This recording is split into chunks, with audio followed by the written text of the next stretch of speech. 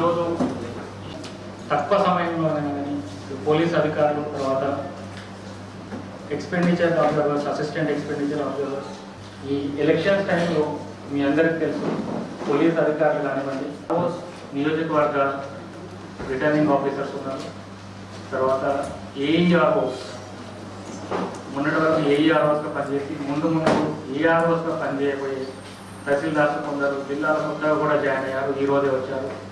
తర్వాత డిప్యూటీ తహసీల్దార్స్ గతంలో పనిచేసే వాళ్ళు కొందరు ఉన్నారు. ఈ మీటింగ్ యొక్క ముఖ్య ఉద్దేశం ఏంటంటే ఎక్సైజ్ కానీ పోలీస్ కానీ తర్వాత ఎన్నికల యంత్రాంగం ఏదైతే మనం తీసుకోవాలో వాటి గురించి కొంత బ్రీఫ్గా చెప్పడం జరుగుతుంది. తర్వాత కొద్ది రోజుల తర్వాత మళ్ళీ ఎన్నికల ప్రక్రియ మొదలు కాకముందు కానివ్వండి, లేదంటే ఒకవేళ ఎన్నికల ప్రక్రియ మొదలైన తర్వాత కానివ్వండి, ఇంకొకమైన మీటింగ్ తీసుకొని ఇంకా విస్తృతంగా కూడా మీతో చర్చించి మీరు చేయవలసిన పనుల గురించి అవగాహన కల్పించడం జరుగుతుంది. ఈరోజు ఒక బ్రీఫ్ ఇంట్రొడక్టరీ మీటింగ్ మాత్రమే, ఎందుకంటే పండుగలు ఒకటి ఉన్నాయి. అది కాకుండా కమిషనర్ గారికి లా అండ్ ఆర్డర్ ఇష్యూస్ మన వారు కూడా తొందరగా పోవడానికి ముందే రిక్వెస్ట్ చేయడం చెప్పిన బ్రీఫ్గానే అన్నప్పుడు అది కూడా దృష్టిలో పెట్టుకోండి. మీరు అంటే 30 మండలాలు వస్తాయి, 27 ప్రస్తుతం నిజామాబాద్ జిల్లా, 3 కామారెడ్డి జిల్లా, బాన్స్వాడ జిల్లా, మొత్తం 30 మండల్స్ కలిపి మాట్లాడడం జరుగుతుంది. ఈ 6 నియోజకవర్గాల్లో ఫ్లయింగ్ స్క్వాడ్స్ నియోజకవర్గంలో ఒక మండలం చొప్పున కనీసం ఒక మండలం లేదంటే ఆ ఏరియాను బట్టి మేము టీమ్స్ ఎంప్లాయ్ చేయడం జరిగింది. ఆర్మూర్లో 4 ఫ్లయింగ్ స్క్వాడ్స్, బోధన్లో 4, అదేవిధంగా బాన్స్వాడ 4, అర్బన్లో 3, నిజామాబాద్ అర్బన్లో, రూరల్లో 5, పాల్కొండలో 5, అదేవిధంగా స్టాటిక్ సర్వేలెన్స్ టీమ్ ఆర్మూర్ నియోజకవర్గంలో 4, బోధన్లో 4, బాన్స్వాడలో 4, నిజామాబాద్ అర్బన్లో 3, నిజామాబాద్ రూరల్లో 5. ఎందుకంటే ఏరియా నిజామాబాద్ రూరల్లో ఎక్స్పాన్సివ్గా ఉంది, వైడ్ స్ప్రెడ్ ఏరియా, మండలాలు కూడా ఎక్కువగా ఉన్నాయి, ఏరియా ఎక్కువగా ఉంది, ఓటర్స్ ఎక్కువగా ఉన్నారు, అక్కడ 5 నియమించడం జరిగింది.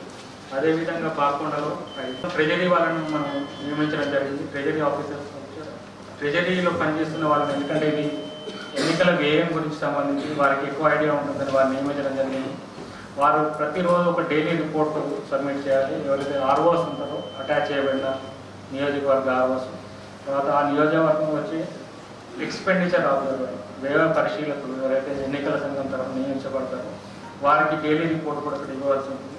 వారికి తర్వాత డీటెయిల్గా కూడా MCC model code of conduct nodal officer గారు చెప్తారు, తర్వాతైనా చెప్తారు, లేకుంటే మీకు షేర్ కూడా చేస్తారు. ఆ ఇన్ఫర్మేషన్ ఫార్మాట్స్ ఏంటి, ఏ ఇన్ఫర్మేషన్ ఇవ్వాలి, ఎలా ఇవ్వాలని చాలా వివరంగా ఉంది. దయచేసి దాని గురించి చూడండి.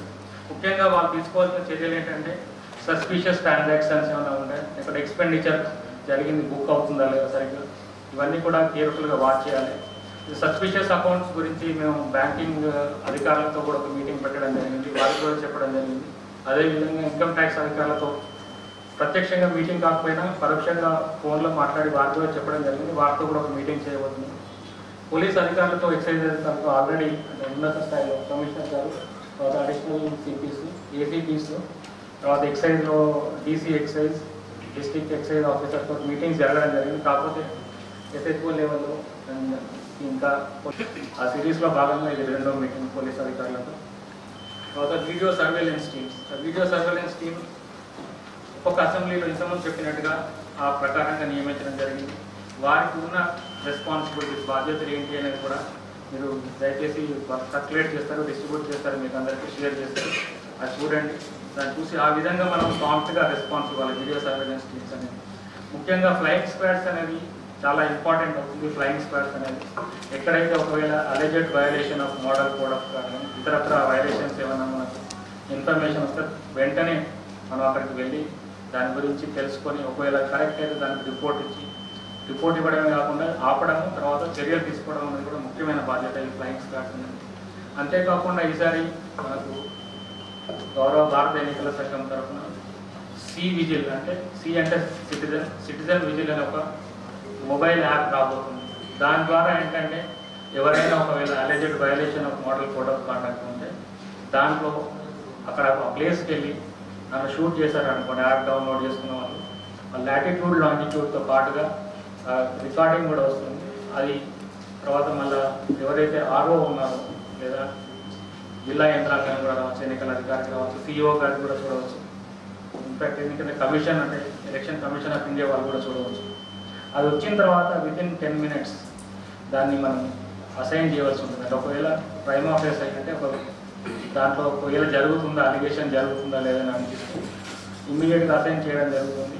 ఆ అసైన్ చేసిన తర్వాత నెక్స్ట్ ఎవరికైతే అసైన్ చేస్తారో ఆ టీం వాళ్ళు వెంటనే స్పందించి అక్కడికి వెళ్ళి ఆ ఇన్సిడెంట్, ప్లేస్ ఆఫ్ ఇన్సిడెంట్ ఏదైతే ఉందో లాటిట్యూడ్ లాంగిట్యూడ్ వస్తుంది కాబట్టి వాళ్ళకి మళ్ళీ ప్రత్యేకంగా చెప్పాల్సిన అవసరం ఉండదు. దాన్ని చూసుకొని వాళ్ళు అక్కడికి వెళ్ళవలసిన అవసరం ఉండదు. చూసి దాని తర్వాత అక్కడ నిజంగా జరిగిందా లేదా, నిజమైందా లేదా అని చూసి రిపోర్ట్ ఇవ్వాల్సి ఉంటుంది వెంటనే దాంట్లోనే, యాప్లోనే. తర్వాత స్పందించిన వెంటనే స్పందన ఒకటి కావాలి, రిపోర్ట్ పంపించడం. మొత్తం ఈ యాక్టివిటీస్ అన్నీ కూడా 90 minutes అయిపోయి ఒకవేళ నిజమని తెలిస్తే కొన్ని ఉండొచ్చు, ఫేక్ కాంప్లైంట్స్ కూడా ఉండవచ్చు. ఒకవేళ నిజమని తెలిస్తే further action is to be initiated as per law. ఒకవేళ లేదు అంటే దాన్ని ఇగ్నోర్ చేయవచ్చు మనం. అది చెప్పాలి రిపోర్ట్లో, అయితే దాంట్లోనే యాప్లోనే చెప్పాల్సి ఉంటుంది. ఇది ముఖ్యమైన డెవలప్మెంట్ గతంలో లేదు. ఇందులో చాలామంది కూడా గతంలో ఎన్నికలు చేసి ఉంటారు, కానీ కొత్త కొత్త డెవలప్మెంట్స్ టెక్నాలజీ వలన కూడా, ఇంట్రడక్షన్ వలన మనం ఇవన్నీ కూడా ఉపయోగించవలసి ఉంది. తర్వాత అదేవిధంగా గతంలో మనం వీవీప్యాట్ యూజ్ చేయలేదు. ఇప్పుడు మీకు కొంతమంది లైవ్ డెమో కూడా చేసి చూపెడతాము వీవీప్యాట్ అనేది. వీవీప్యాట్ అంటే గతంలో ఓన్లీ మనకు కంట్రోల్ యూనిట్, బ్యాలెట్ యూనిట్ రెండు మాత్రమే ఉండేది. ఆ రెండు కాకుండా ఈసారి ఓటింగ్ కంపార్ట్మెంట్లో బ్యాలెట్ యూనిట్తో పాటుగా వీవీప్యాట్ అంటే voter verifiable paper audit trial అనేది ఒక ఓటు ఎవరైతే ఓటర్ మహాశయుడు అక్కడికి వెళ్ళి ఓటింగ్ కంపార్ట్మెంట్లో వేస్తున్నారో, ఎవరికి వేస్తున్నారో అని తెలియడం కోసం 7 సెకండ్ల పాటు అది ప్రింట్ అవుతుంది పేపర్ అనేది, స్లిప్.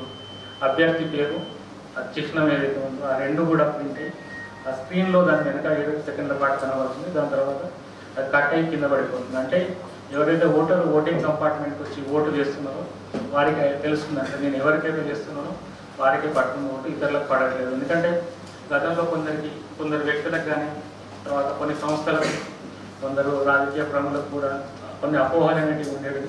ఈవీఎంసీ అంటే ఇవి మనం వాడుతున్నాం కానీ వేసిన వాళ్ళకే ఓట్లు పడుతున్నాయా లేదని ఆ అపోహలను కూడా తొలగించడానికి ఎన్నికల commission, election commission of India వారు ఇది ఇంట్రొడ్యూస్ చేశారు. ఇది 2017 అంటే లేటెస్ట్, చాలా latest. Bharat electronics limited Bengaluru వారు తయారు చేసిన వర్షన్స్ వాడుతున్నాం, లేటెస్ట్ వర్షన్స్ ఇవి.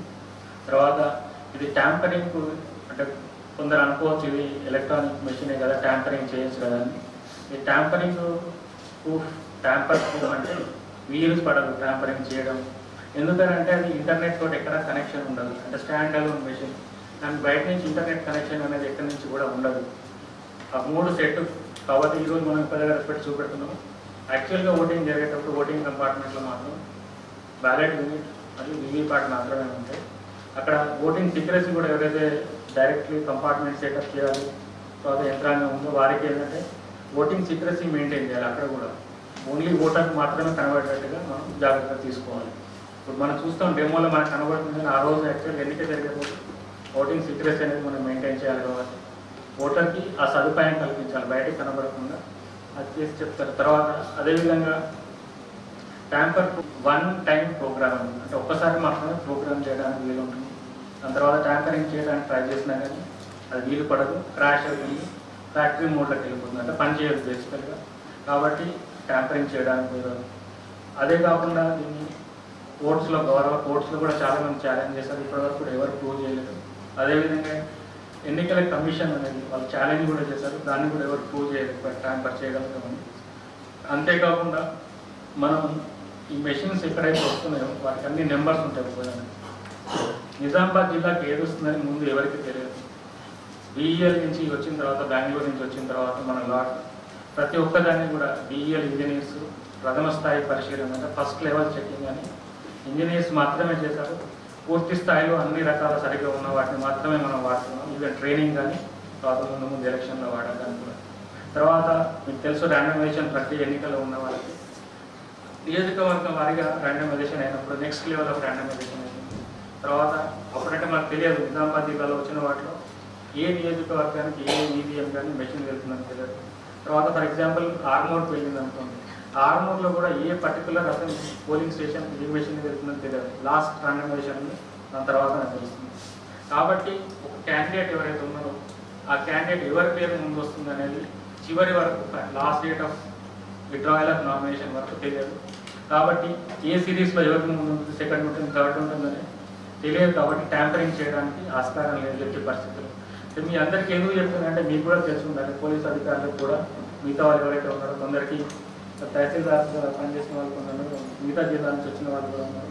డీటెయిల్స్ మీకు కూడా తెలిసి ఉంటుంది. అయినా కానీ మరొకసారి అవకాశాన్ని వినియోగించుకొని మీ అందరికీ చెప్పడం జరుగుతుంది.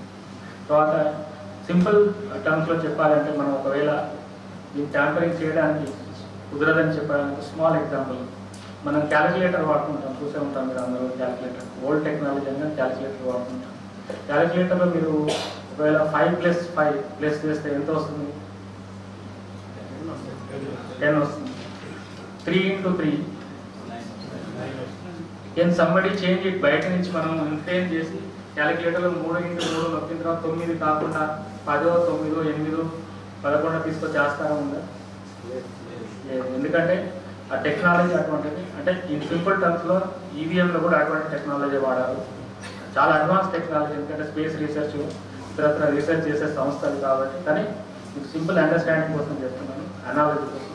ట్యాంపరింగ్ చేయలేదు ఎవరైనా, ట్యాంపర్ దీని గురించి ఎవరు కూడా అనుమానాలు పెట్టుకోవాల్సిన అవసరం లేదు. ఇతరత్ర ఏదైనా అవాంఛనీయ థింగ్స్, డాష్ ఇవన్నీ కూడా వస్తాయి. వారికి రెస్పాన్సిబిలిటీస్ చాలా బ్యాలెట్ యూనిట్ బీవీ సార్, ఇది కంట్రోల్ యూనిట్ ఉంటుంది. గతంలో మనం ఎన్నికలు చేసినప్పుడు ఈ 2 మాత్రమే ఉండేవి. ఈసారి ఇది ఒక అడిషన్. ఈ అడిషన్ మనకు అడ్వాంటేజ్ మీరు ఇప్పుడే చూస్తారు, చాలా మంది చూసారు. ఎన్నికలకు సంబంధించి రెవెన్యూ యంత్రాంగానికి కొందరు మొదటిసారి చూసుకున్నవచ్చు, చూడండి. అది ఇప్పుడు మనం ఈ డమ్మీ క్యాండిడేట్స్ పెట్టుకున్నాం. ఎన్నికల రోజు మాత్రం కిట్స్ పనిచేస్తున్నాయా లేదా అని ఒక విధంగా సెల్ఫ్ చెకింగ్ ప్రాసెస్ నడుస్తుంది. ఇప్పుడు మన క్యాండిడేట్స్ ఇంతకుముందు చెప్పుకున్నట్టుగా డమ్మీ క్యాండిడేట్స్ మనం 16 అన్నిటి గతంలో కంటే ఇంప్రూవ్మెంట్ ఏంటంటే ఇప్పుడు మనకు మొబైల్ ఫోన్స్లో చూపెట్టినట్టుగా బ్యాటరీ పర్సెంటేజ్ కూడా చూపెట్టింది. గతంలో బ్యాటరీ హై, లో లేదా అంతకుముందు ఇంకా పాత వర్షం అసలు ఏం చూపెట్టకపోయేది. EVM is ready.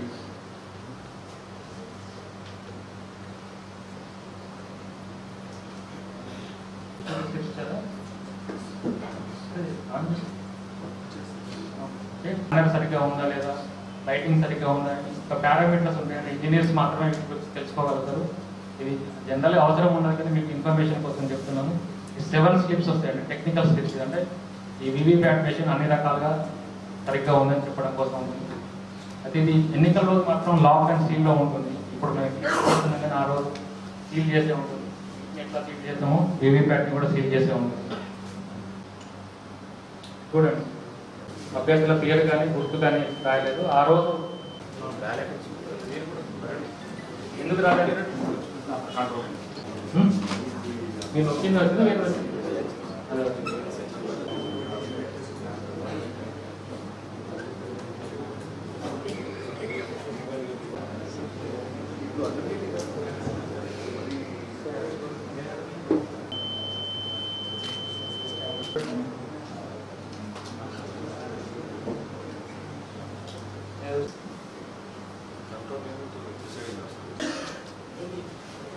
లేకుంటే అసిస్టెంట్ ఇంజనీర్ ఎవరన్నా లైన్ అప్పుడు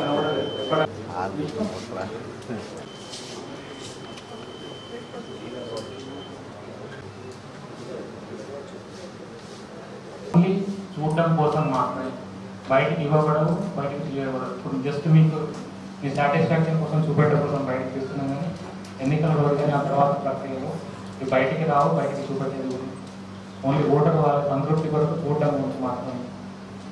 ఇప్పుడు మీరు వేసిన ఓట్లు అంటే ఎవరైతే ఇక్కడ ఉండి వేసారో వాళ్ళు ఇట్లా ఉంటే స్లిప్స్ ఇట్లా పడిపోతుంది, బయట కట్ అయి పడిపోతుంది. ఒక స్లిప్ ఇట్లా ఉంటుంది, కౌంట్ చేసిన మ్యాచ్ అవుతుంది. టైం, ఎందుకంటే ఎలక్షన్ అనేది అన్నీ కూడా టైం బౌండ్ యాక్టివిటీస్ ఉంది. ఆ టైంలో కూడా ఆ సమయంలో కూడా చేయాలి. దయచేసి మీరు అందరూ కూడా దీన్ని గుర్తుపెట్టుకొని మీ ఇచ్చిన బాధ్యతలు ఏవైతే ఉన్నాయో వాటిని ఆ టైం లోపలే కంప్లీట్ చేసి ఎన్నికల ప్రక్రియ అనేది సజావుగా సాగుతుంది. ఎన్నికలు యంత్రాంగం అంతా కూడా నిష్పక్షపాతంగా, తర్వాత ఇంపార్షియల్గా, ప్రొఫెషనల్ మేనర్లో ఎన్నికల నియమావళి, ప్రవర్తన నియమావళి, ఎన్నికల కమిషన్ గైడ్లైన్స్ ముఖ్య ఎన్నికల అధికారి తెలంగాణ రాష్ట్రం వారు ఇచ్చిన ఏదైతే నిర్దేశాలు ఆదేశాలు ఉన్నాయో వాటిని పూజ తప్పకుండా పాటిస్తూ ప్రశాంతంగా కూడా జరపడం కూడా ముఖ్యం. ఎందుకంటే భయావహ వాతావరణం ఉండకూడదు. ఎన్నికలు ఓటర్లు వేసే ఎన్నికలు దాన్ని పాల్గొనేటప్పుడు ఎన్నికల ప్రక్రియలో మనం అందరం కలిసి దాన్ని తప్పకుండా చేస్తాం. గతంలో కూడా మీరు చేశారు. కొంత టెక్నాలజీ ఇంప్రూవ్ అయినా కానీ దీన్ని కూడా మేము అడాప్ట్ చేసుకొని ముందు రాబోయే రోజుల్లో సజావుగా జిల్లా యంత్రాలు కూడా అందరి సహకారంలో మీ కోఆపరేషన్ పోలీస్ యంత్రాంగం కానీ ఎక్సైజ్ కానీ మన ఇతరత్ర అందరూ అధికారులు మిగతా వాళ్ళు ఇప్పుడు ఆ రోజు ఇక్కడైతే ఉన్నారో వారికి అందరికీ కూడా సహాయం. ఎందుకంటే మేము ముందు రోజుల్లో మీరు ఎక్కువ మీతో ఇంటరాక్ట్ చేయవలసి ఉంటుంది. ఇక్కడైతే ఎవరైతే ఆర్ఓస్ ఉన్నారో ఒక్కొక్క అసెంబ్లీ నియోజకవర్గాన్ని తప్పకుండా వీరందరికీ మీరు సహాయ సహకారాలు అందించి మన జిల్లాలో ఎటువంటి అవాంఛనీయ సంఘటనలు కానీ ఇతరత్ర సంఘటనలు జరగకుండా సజావుగా ప్రశాంతంగా జరగకుండా ఈ మోడల్ కోడ్ ఆఫ్ కాండక్ట్ గురించి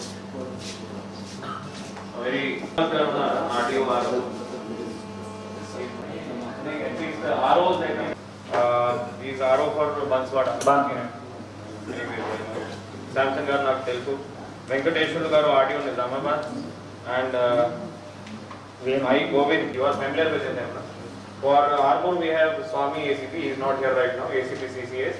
For Bodan we have Raghu ACP Bodan. For ACP Bodan is the old Banswada Rajaratnam ACP NI, you are మీరు ఉన్నారు కదా, you are in touch with each other. Then Srinivas Nizamabad, Samsung garu మీరు touch లో ఉన్నారు. Samsung sir, yes, you are in touch with it, right? Prabhakar is came to our commissionerate. Prabhakar ACP traffic, he is responsible for rural Nizamabad rural. So Venkateshwar garu audio Nizamabad మీరు ఉన్నారు కదా, కలిసారు. Then A Ramulu garu ACP Armour is in charge for Balkonda, basically for coordination, formation of team, vulnerability, criticality, whatever document sharing and information sharing, so that మన వాళ్ళు అంటే all departments are on the same footage. So first of all I would request to everyone, all revenue officials, all department officials and our police officer, ఇప్పుడు all SHOs and CAs and ACPs and additional DCP everyone is there. Most important is మన coordination చాలా important ఉన్నది. It's a very big exercise and revenue authorities and other are also very busy. So మన police whatever step we are doing, anything related to election should be the coordination. Coordination as of now, first level of coordination మీ అందరికీ తెలుసు, flying squad and SST static surveillance team తోనే మనం చేయాలి. Already flying squad ఏర్పాటు చేయడం జరిగింది, SST ఏర్పాటు చేయడం జరిగింది. ప్రతి మండల్ లెవెల్లో, కాన్స్టిట్యున్సీ లెవెల్లో వాళ్ళు కోఆర్డినేషన్ లో పని చేయాలి. ప్రతి ఫ్లయింగ్ స్క్వాడ్ కి SST కి ఒక ఎగ్జిక్యూటివ్ మజిస్ట్రేట్ ఒక one officer is in charge. So our team has to work in coordination. There is no single work. ఒకవేళ ఎనీ ప్రాబ్లం అయితే please handle at local level. If any person is not available due to some emergency reason మీరు change చేయండి, particularly from police side. Secondly regarding ఇప్పుడు ఈ మధ్యలో ఈ already మనకి campaigning start అయింది, ఇంకా 1 week 10 days లో ఇంకా చాలా పెరుగుతుంది. So campaigning coordination is very important. దాంట్లో ర్యాలీస్, రోడ్ షోస్ అలాంటివి ఉంటాయి. తర్వాత వెహికల్ యూజ్ ఉంటాయి. వెహికల్ పర్మిషన్ కి ROs కి వాళ్ళు పెడతారు. So as and when and to the concern jurisdiction ACP. So for the benefit of the ROs we have so many officers for coordination, but మనకి actual గా police sub division అంటే మాత్రమే 3 ఉన్నాయి. So there may be 1 nodal officer. For example ACP CCS may be nodal officer for one, but for all jurisdiction related work it may be the local law and order ACP. So only Bodan, Armour, Nizamabad 3 ACPs are there. So if anything related to registration or any document thing, SST, flying squad, those things copying and go to the nodal officer. That nodal officer ki ROP and jurisdiction officer ki understanding undali. Then second thing is vulnerability చాలా important ఉంది అండి. vulnerability there is a detailed manual, 2006 manual. ఈ vulnerability ప్రకారమే చాలా detail గా దీనికి training and discussion కూడా జరిగింది. about since about 20-25 days back all police officers have done this exercise. Actual గా దీనికి ప్రతి అసెంబ్లీ కాన్స్టిట్యుయెన్సీ సెక్టర్ లో డివైడ్ చేసి sector officer who is from the revenue side and sector police officer వాళ్ళు కలిసి identify చేయాలి. This work has already been done from the police side. దీనికి ఏదైతే క్రైటీరియా ఉంటాయో ఆ పారామీటర్స్ వల్ల ఒక 10 వరకు విలేజెస్ ఐడెంటిఫై చేయడం జరిగింది. బేసికలీ ఎక్కడైతే voters may be under threat or due to under any pressure to vote or not to vote for particular party candidate, అలాంటి పెద్ద అయితే మాకు ఇన్సిడెంట్ ఏం లేవు. కానీ 10 villages have been identified due to various reasons. ఎక్కడైనా there is some auctioning of some particular seat in some local body election, or there was some sensational incident, or there was a community boycott, అలాంటి కొన్ని particularly Armoor sub-division there are more such cases. So those have been listed as vulnerable from the police point of view. My request to jurisdictional ACPs is that kindly sit with your ROs and have a discussion. అదే విధంగా CAs, SAs కూడా తహసీల్దార్ తో కూర్చొని ఒకసారి please have a common footing so that whatever vulnerable we are considering, the sector officers and the tehsildars and all and ROs also have the same understanding. There should not be a variation in our understanding or identification of vulnerability, because vulnerability, election commission will ask about the action taken in the vulnerable villages. So vulnerable villages lo konni confidence building measures ante joint visit by the police local SHO and tehsildar, joint visit by the ROs and the police SDPO concerned, then holding of meetings, campaignings, sending of paramilitary forces. Only before pre-poll learning chala unnaya. Already we are in a week or so we are getting one company of some central paramilitary. This is basically pre-poll patrolling, area domination, flag marches. Anni 10 villages lo anni flag marches una erpaatu cheyali. And the presence of the revenue official is very very important. Sector officer and tehsildar level officer is very important during the visit. As a part of the confidence building measure, today morning we have conducted a cordon search operation in one of the vulnerable villages, which in our from our point of view the vulnerable villages.